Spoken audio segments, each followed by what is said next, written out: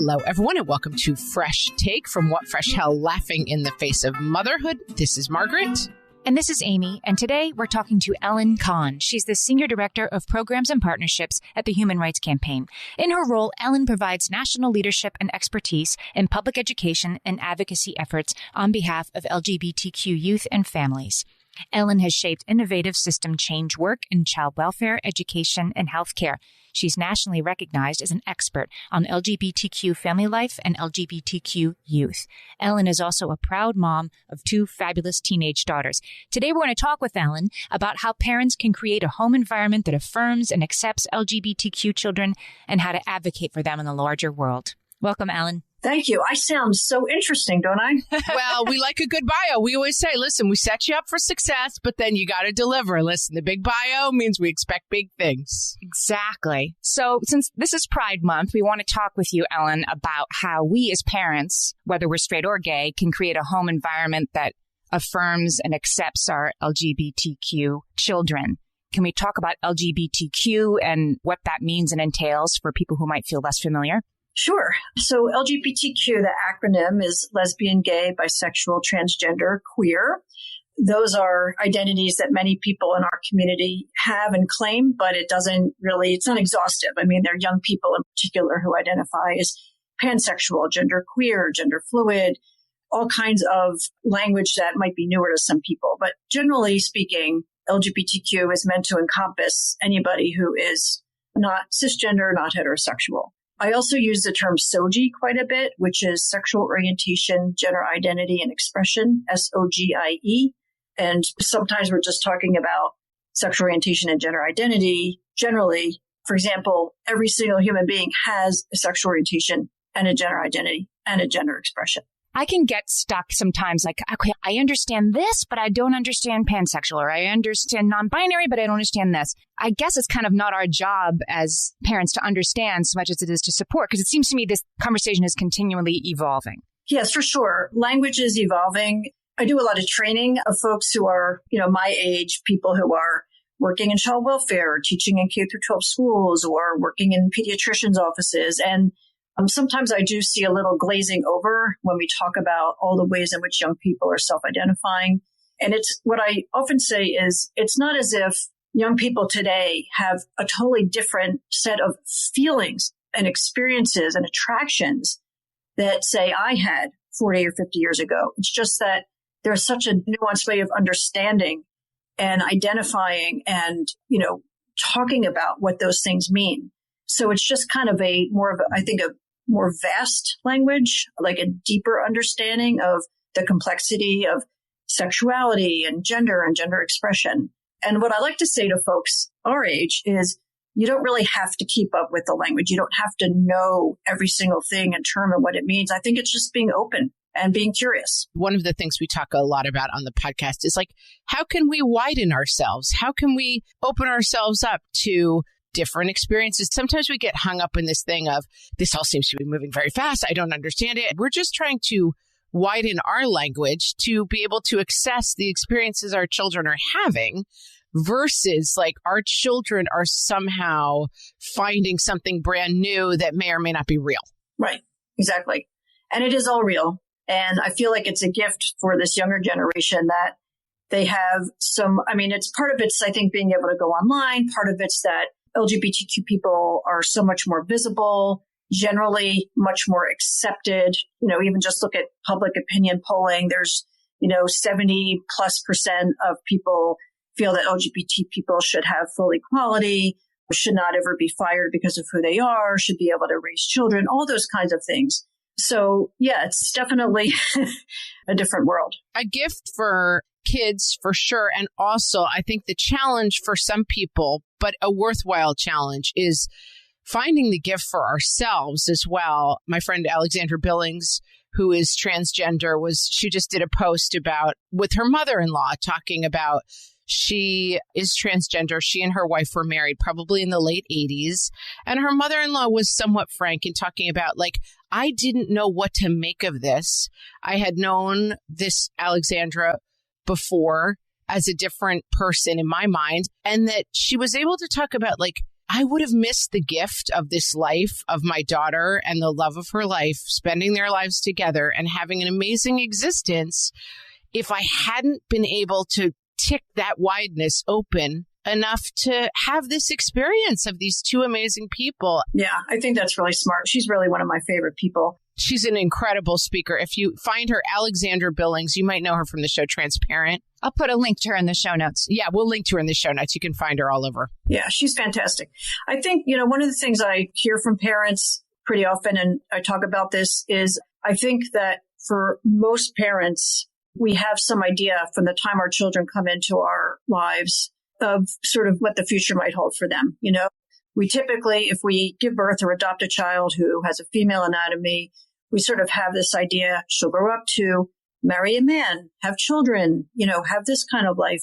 I don't mean that like it's always super rigid, but there's just sort of this, narrative that most of us grew up with, and that, for certainly the majority of people is probably true or partially true. That is, that you're going to be straight, you're going to be cisgender, you're going to marry someone of the opposite sex, all these kinds of things. And I think we also expect our children are going to be healthy. They're going to be happy. They're going to succeed in school. And, as parents, many of those things don't unfold exactly as we had hoped, right? Our kids, I always wanted a kid who would want to throw a ball with me out front, like I'm a jock, right? Neither one of my kids had any interest whatsoever in sports. A little disappointment, certainly not huge. One of my kids is super successful academically. The other one has struggled a bit. And we just have to accept our kids for who they are. They each have their own journey. And I think, it's ideal for our children if we have the same openness to who they're going to love, who they're going to be attracted to, how they're going to express their gender, what their gender is going to be. It might not be what we think. And that everything we are saying and doing from the time our kids can hear and are in our homes is laying the groundwork for whether they can really come to full fruition in every way, right? In terms of who they are as a creative person, who they are academically, who they are in terms of the kind of personality they have, their physical abilities. And I think that it's just hard for a lot of parents. I mean, I think it's real for a lot of parents that they're scared, they're disappointed, they're maybe just, angry that they have a child who's LGBTQ. They don't want, it's shaming to them. It's against a set of beliefs they have or have been handed. They're worried about their child's well-being. All these are sort of legit feelings. But at the, even if your reaction isn't great in the moment of learning you have an LGBTQ child, literally what you say to them and the space you make for them and the reassurance you give them that you love them and you'll always be there for them, even if you don't understand, kind of like maybe what Alexandra Billings' mother-in-law was grappling with is, I don't understand this, but I love you and I'm going to sort of figure this out with you. I was looking at statistics for LGBTQ youth. They're at a higher risk of depression and self-harm and things like that. And I just want to be clear, not because of their identity, but due to the hostility they experience in the wider world, which is part of what parents are worried about, right? When their kid comes out, that they're going to have a difficult experience. But anyway, I read a study saying that the acceptance of parents was actually the number one factor in an adult living LGBTQ who felt that they were living a happy life was how their parents accepted them.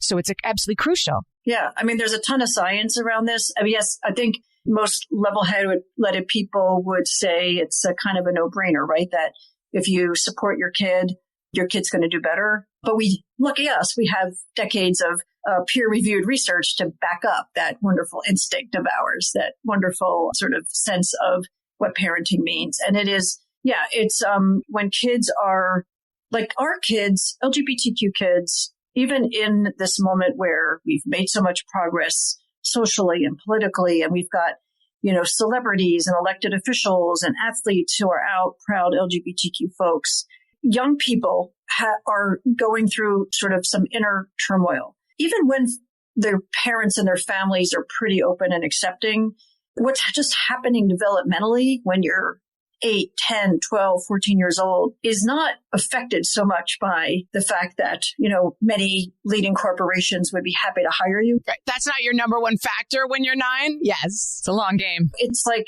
am I in or am I out? Am I same or other? Will my parents love me? You kind of pick up shame and stigma. You pick up that you are different in some way. And so even with some of the good foundational things like supportive parents, people who have made clear they will accept you, you can still go to bed at night and stare at the ceiling worrying about, what your life is going to be. And part of that is that there is still a ton of anti-LGBTQ sentiment. There's still a ton of teasing that goes on with kids, especially around gender expression. There's so much policing, boys wearing a pink shirt or, boys get it a little bit more, feminine or non-conforming boys get a lot more teasing. They're targeted much more than girls who aren't conforming, at least in those younger years. But kids are they're very perceptive around what's okay and what's not, which is why I always come back to, and it's so important to talk about research. Literally everything you're saying as a parent around your kids is shaping whether they're going to be able to accept who they are if they have same-sex attraction or if they're questioning their gender. They're sort of looking for signs and making notes to themselves. I mean, I grew up in a home where, was shamed for the kind of clothes I wanted to wear. I was very tomboyish. I was there was an expectation that I was going to be into boys. I mean, all those things we say he must really like you or, Right. Is that your boyfriend? Yeah. And kids, even if you can be a very LGBTQ affirming person and still say that out of habit, or maybe there's a grandparent or an uncle or aunt who says those kinds of things. And I can say from my experience, the message in those things that I heard growing up was that certain things were going to be okay. And we're going to get positive reinforcement from my parents, and other things were not going to be okay. There was no space being made for me to be essentially who I was. And I don't think my parents had any clue that some of the things they said and did were actually starting to weigh on me when I was 6, 7, 8, 9 years old. I think that this idea of age, when this starts and how early we need to start on this is a place where some people are pretty confused. I'm talking about myself, and I want to talk about that as soon as we get back. Okay, we're back. How do we start these conversations with our kids? How do we avoid maybe some of the mistakes of the past in having affirming conversations, but also speak on a level that's developmentally appropriate for kids? Yeah, great questions. I mean, I think so many parents struggle with this. I think it's the rare parent who has a ton of comfort talking about, our bodies and attraction and sex. But I think, just that example I gave a couple minutes ago about how, you could say to a 4-year-old girl whose best playmate is a boy, oh, you have a boyfriend. Well, isn't that sort of sexualizing a child in a way? And it is. And so the fear, and we do that routinely without even thinking about it. Frankly, I don't like that. And I work really hard to not do that with my kids.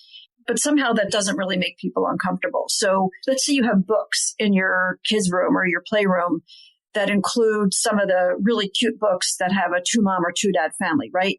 That's not about sex. Just like any children's book, it's about family. It's about who you love and who you live with and how you care for each other. So one of the ways you can create kind of a sense of anything's possible. And just one caveat is, whether your own kids are LGBTQ now or in 5 or 10 or 20 years or not, this is really important because you're also raising children to live in an increasingly diverse world where they'll have LGBTQ friends.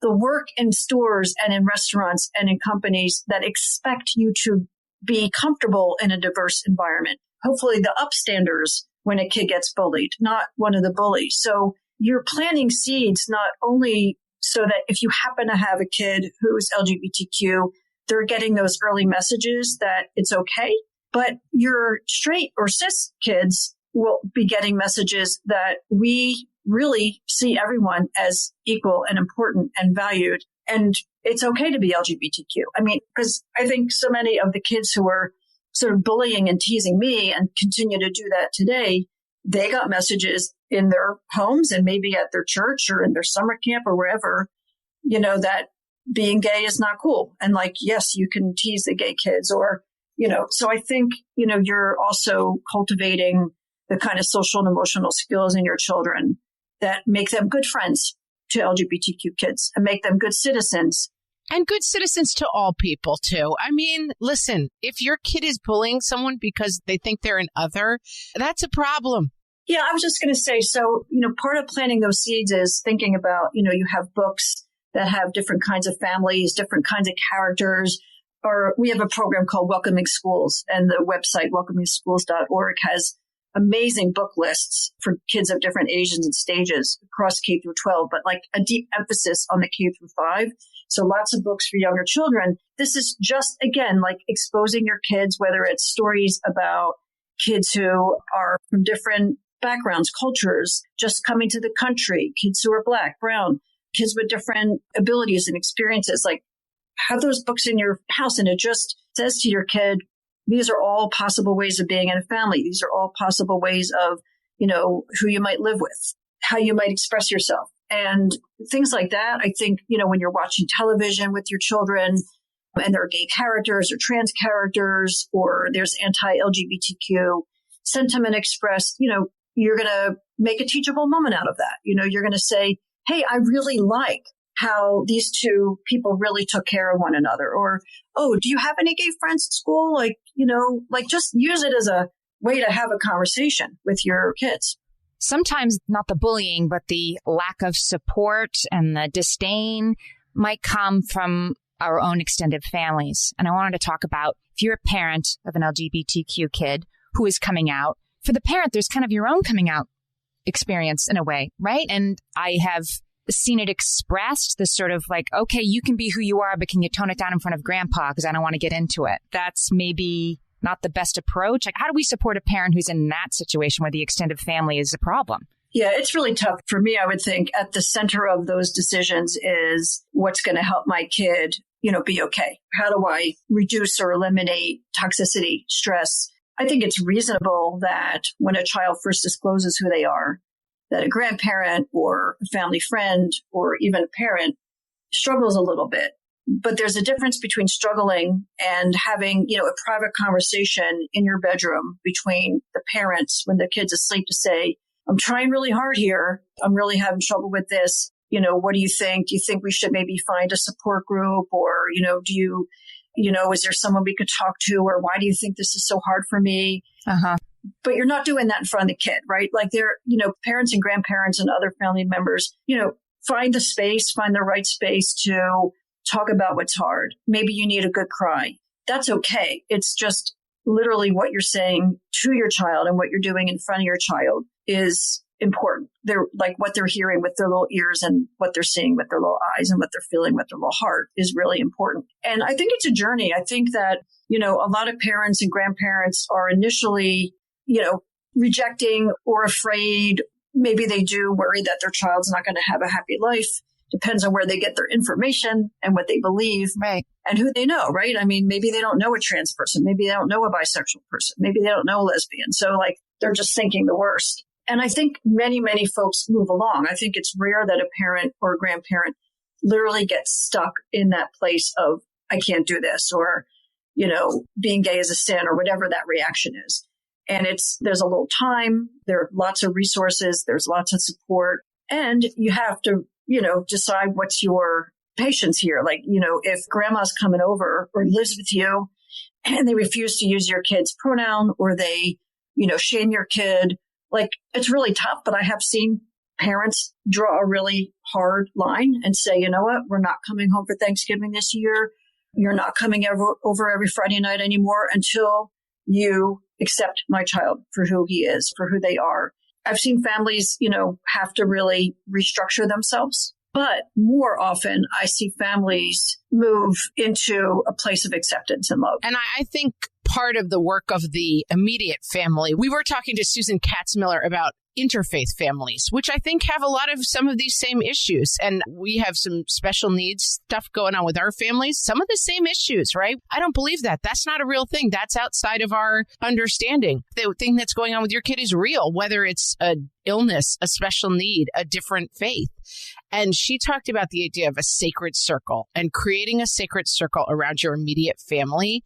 And within that sacred circle, these are the rules, and that people your invite into our sacred circle is understanding what happens within it. And that's how you get invited in. And like, we may visit you outside of our sacred circle, but we come back into this space where we protect each other. We respect each other's needs, abilities, whatever. We respect everything that people are within here. And I think if you set that sacred circle up in a smart way, slings and arrows can come in from the outside, but your kids have a sense that like in here, we respect each other, and come at us world, like we're ready for you. And I think that resonates with me with this issue too. Yeah, absolutely. I think that's essentially what you do is it's like, who's with us, who has our back? And those are the folks we hang out with. I mean, it could be, let's just kids who might come out as trans, and kids do come out as trans sometimes as young as, 3 or 4, as soon as they can articulate how they feel, certainly elementary school age. Part of that sacred circle that is kind of coming into shape might include not just your key family members, but which of your kids' friends' parents are going to say, you know what, like, I don't want our kids' friendship to dissolve over this. I have your back. And that family goes home and they read and they learn and they're like, okay, I get this. This makes sense. And, because I'll tell you honestly, kids themselves don't scratch their heads a whole lot when they learn very simply through a book like, let's say, I Am Jazz. That's just about, Jazz Jennings when she was 6 and, felt like knew she was a girl, even though she had a boy body, and, was able to then become the girl she knew she was. And, literally kids get a story that's nice and concrete like that. And it's often the parents who struggle. So a sacred circle might include, some of your kids' friends and their parents who have, played with you and played soccer together or hung out outside in the front lawn together. Sometimes it's really just a couple of key family members. I think I really like that concept a lot. And look, there's a lot of pain sometimes when certain folks jump ship. People feel betrayed. There's a loss to parents. I mean, I've talked to parents of LGBTQ kids who not only, went through that journey with their kids and saw their kids struggle until they got to the place of really landing and feeling loved and accepted, but the parents themselves lost some friends. Or family, yeah. It's real. It's hard. That's right. I don't want to present it as like, create a sacred circle, happiness ensues. Like, that's not how life works, unfortunately. Right. One other thing really quickly wanted to mention, if we just look at sort of the research, there are more and more data about LGBTQ young people. Like the CDC, every 2 years, they do a national survey of high school students. And a few years ago, they added sexual orientation and gender identity to the demographic section. So now not only can we get a better sense of like how many kids are identifying as part of this community, but we can compare their experiences to non-LGBTQ kids. There are also a couple other national surveys. And what we're seeing is like roughly 9 or 10% of young people are identifying as not heterosexual, so lesbian, gay, bisexual, or questioning their sexual orientation. And about 2% or so are identifying as transgender or non-binary, meaning not cisgender. And we also see that the average age of coming out has dropped dramatically, say from like 1990, where it was about 18, 19 years old, to now somewhere between 14 and 16. That's for sexual orientation. I think we don't have enough data, but because gender identity is often sort of, you can really know your gender identity. It's kind of solidified at much earlier ages than, say, sexual orientation, where your awareness of your sexual orientation is usually pre-adolescence, when you start to feel actual like attraction, and you can, those sort of butterflies in your stomach. That tends to happen a little bit later. But so we have this, on one hand, we have this change where young people, I think, again, because there's so many more role models, there's literature with LGBTQ characters, there are TV shows, just general acceptance, they can sort of claim at a younger age, this is who I am. So I see that positive, because the burden of carrying a secret, we know from research as well, wears on your mental health. However, the flip side of that is a 14-year-old boy who comes out as gay at home and is accepted, great. But a 14-year-old boy who comes out as gay at home and is literally thrown out on the street, which does happen, is then a 14-year-old boy on the street. And I talk a lot about how in my generation, most young people, most LGBT folks, we just put our heads down and tried to get through high school so that at the very least you could be self-sufficient, right? You would get a job. Some people put their heads down until they got through college because they couldn't risk losing their parents' financial support or the security of their home life in order to go to college or whatever their sort of dream was. And that's not for this younger generation. Of course, it's true for some people who are terrified. I mean, in our survey of teens a couple of years ago, 50% were not out to their immediate family. And of those 50%, half of them had heard lots of negative things said at home about LGBTQ people. So they were afraid to disclose within their own family. So they're carrying this burden, they know who they are and they're carrying the burden. Because the burden is great if you are rejected by your family, if you're shamed, othered, and at worst, thrown out of the house. I mean, you can't manage, you can't survive in a healthy way at 13 or 14 or 15 or 16. Take the temperature, the sort of climate of your home as a safe place for LGBTQ people. What's the conversation like at home? What's the tone? Are there conversations about LGBT folks?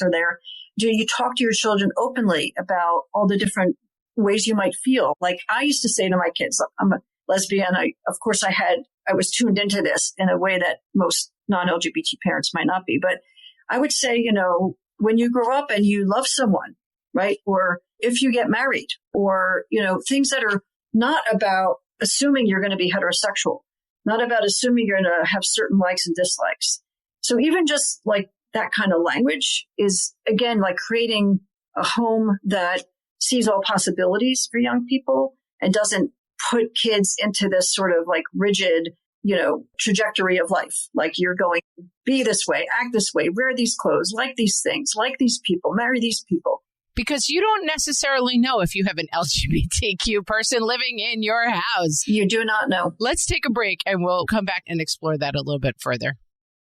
I think this idea of keeping our homes open to the widest possible range of experience for our kids is good. I live in New York, Amy's in New York, or we live in areas where there's a lot of acceptance and there's not a lot of, I would say, pushback. I feel like we've gotten the memo where we live for a shorthand of how to say it. But I know we have a lot of listeners who live in different places where that is not the case. What about people who might believe that opening the world to their kids and saying, all these choices have equal value encourages kids to become LGBTQ and they feel worried about that? If I offer my kid all these choices, they're going to choose something. I want to offer them the right choices only. Yeah. Well, yeah, I mean, maybe you sort of also want you're hoping your kid wants to go to this cute little liberal arts school that you went to or that. Right. Or they're going to be the captain of the football team like you were. Yeah. I mean, if you only talk to them about the things that are okay with you, you're limiting their world. I think, one thing you don't mean this literally like choice, but I do want to just take a teachable moment because it's important to remind folks that sexual orientation, gender identity are not things you choose. It's just sort of the blueprint we're born with, and we either get to kind of self-actualize in every way or suppressed and repressed and can't. So, for me, I can draw from my own experience, right? I grew up in a fairly traditional home in the 60s and 70s where the only quote unquote choice that I saw in front of me was compulsive heterosexuality. Girls are feminine, wear these clothes, do these things. And I was not fitting into that. And as much as my parents and the people around me were only showing me that, it didn't matter. It couldn't change me to be who they thought I should be. Right. Just in the same way that by even opening the door to say to your children, some girls marry girls, some girls marry boys. That's not suddenly going to mean that your girl's oh, great, I'm going to marry a girl. Right. I was just about to put on this dress and do this thing, but now that I see this, I've changed my mind. Yeah. And I think it's just kind of making sure your children know that there are different kinds of families, for example, or that, that there's so many different ways to be a boy or to be a girl. And some kids don't even feel exactly like a boy or a girl. I mean, to me, that's just stating a fact, right? some people are Jewish, some people are Catholic, some people are, Christian, some people are atheists. It's like, it's a fact of the world we live in. It's not necessarily saying, and you, my child, you will only be Catholic. Well, I'm getting two main takeaways from our whole conversation today. One is that your discomfort as a parent, which may occur, is a journey, something you're going to move through. You might be uncomfortable with having an autistic child too, but you're going to have to get through it, right? And similarly, this is a process, but that the support for your kids can come even when you're still working through your discomfort.